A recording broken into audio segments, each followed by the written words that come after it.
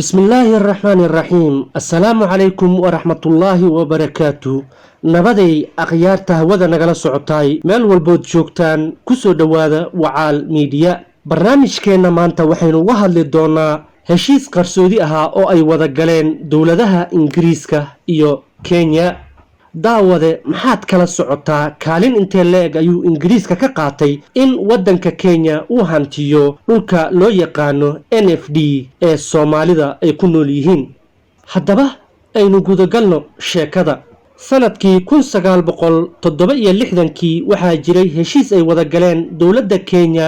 oo dhowr sano haysatay madax bannaanida iyo boqortooyadii Ingiriiska heshiiskaasi oo loo yaqaanay is-afgaradkii Bamburi waxa uu dhiirigelin iyo kalsooni ku abuurayay xukuumaddii Urdunka ahayd ee Nairobi taa oo hogaamiye uu ahaa madaxweynihii xilligaasi Mzee Jomo Kenyatta sarkaalkii u qaabilsanaa Ingiriiska wadamada uu gumaystay oo lagu magacaabi jiray Duncan Sandys ayaa xukuumaddii xilligaasi ee Kenya u sheegay uguna laab qaboojiyay in haddii dawladda Soomaaliya ee uu hogaamiyo Cabdirashiid Cali Sharmaarke ay si bareer ah u soo weerarto waddanka Kenya in Ingiriiska uu faragelin doono laba nooc waa qaybta koowaad haddii ay damacdo dawladda Soomaaliya in ay weerar ku soo qaado waddanka Kenya in Ingiriiska uu isku dayi doono in uu qanciyo dawladda Soomaaliya kuna qanciyo inay ka tanaasusho damaceeda ah inay weerar ku soo qaado dawladda Kenya haddii taa lagu guul dareysto Ingiriiska waxa uu ballan qaaday in hab military uu u soo faragelin doono arrinkaas Mr Sandys oo si buuxda aanan ugu xaqiijinin dawladda Kenya in taageerada military ee dalka Ingiriiska ay noqon doonto mid dhab ah ayaa haddana carabka ku dhuftay in aan sinaba looga maarmayn in la difaaco madax bannaanida Kenya oo uu Ingiriiska u arkayay mid kamid ah dalalka ugu dhow ee uu saaxiibka kala yahay qaaradda Afrika iyo geeska Afrikaba dhinaca kale haddii aynu eegno Soomaaliya waxaa jiray nidaam dimuqraadiyadeed oo taabageliyay in xukunnada si nabad ah loola kala wareego taasi oo ahayd tusaalihii ugu wanaagsanaa ee laga helo qaaradda Afrika tan iyo wixii ka dambeeyay markii wadamada qaaradda Afrika ay ku guuleysteen inay iska ridaan heeryadii gumaystihii reer Yurub Soomaaliya xilligaasi waxay u muuqatay quwad uu iftiinkeeda ka soo baxaya geeska Afrika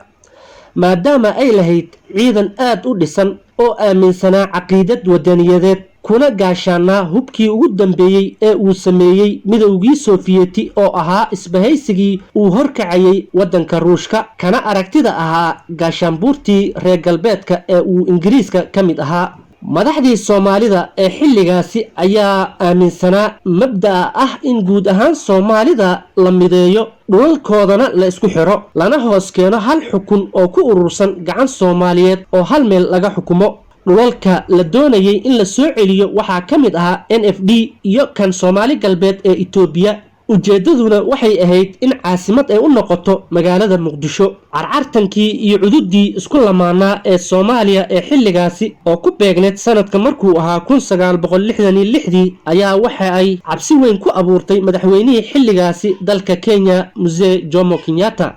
wadatashi dheer iyo falanqayn doc kasta laga eegay oo uu la yeeshay golihiisii xukuumadda ayaa waxa ugu dambeyn uu go'aan ku gaaray in Ingiriiska uu u diro wafdi uu hogaaminayay wasiirkiisii beeraha iyo xeer ilaaliyihii waddanka ee waqtigaasi labadan mas'uul waxaa lagula dardaarmay in Ingiriiska ay ka dhaadhiciyaan kaliya in aysan dawladda Kenya u baahnayn in la difaaco balse loo baahan yahay in xukuumadda Nairobi loo qalabeeyo ciidamadeeda xoogga si ay isaga difaacdo haddii dawladda Soomaaliya ay weerar ku soo qaado taasi waxa ay ahayd fariintii ugu wanaagsanayd ee loo dhiibi karay wafdi aadaya waddanka Ingiriiska intaasi kadib waftigii ayaa bilaabay in ay sameeyaan qabanqaabadii safarkooda hadda waxa ay qaadayaan fariin xoog leh nin kasta waxa uu diyaarinayay hadalkiisii ugu qurxoonaa ee madaxda dawladda Ingiriiska uu uga dhaadhicin lahaa in fariinta qadiyadeed ee loo soo dhiibay ay tahay mid aan sinaba looga gaban karin in la fuliyo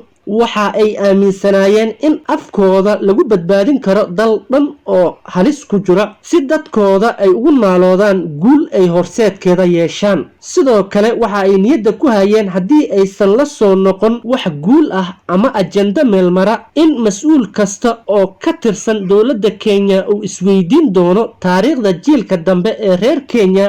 waxa loo sheegi doono loogana sheegi doono dhulkaas. waddanka Kenya waxa uu u muuqdaa mid madaxdiisa ay isku dayayeen in ay iska aasaan daad uu qulqulkiisa ku soo fool lahaa. hadda wafdigii waa ay dhoofeen, lama oga waxa ay la soo laaban doonaan, waxayna ka degeen magaalada London. daawadayaal, intaa waxaynu ku soo koobaynaa qaybtii koowaad ee is-afgaradkii Kenya iyo Ingiriiska ee ka dhanka ahaa dowladda Soomaaliya. hadduu alla maya dhihin waxaan qaybaheena dambe ku eegi doonaa sida uu u meelmaray heshiiskaasi iyo waxa u dambeeyey heshiiskaasi. tan iyo intaynu ku kulmi doono barnaamij midkan oo kale ah, waxaan inkaga tegayaa wassalaamu calaykum waraxmatullaahi wabarakaatuh.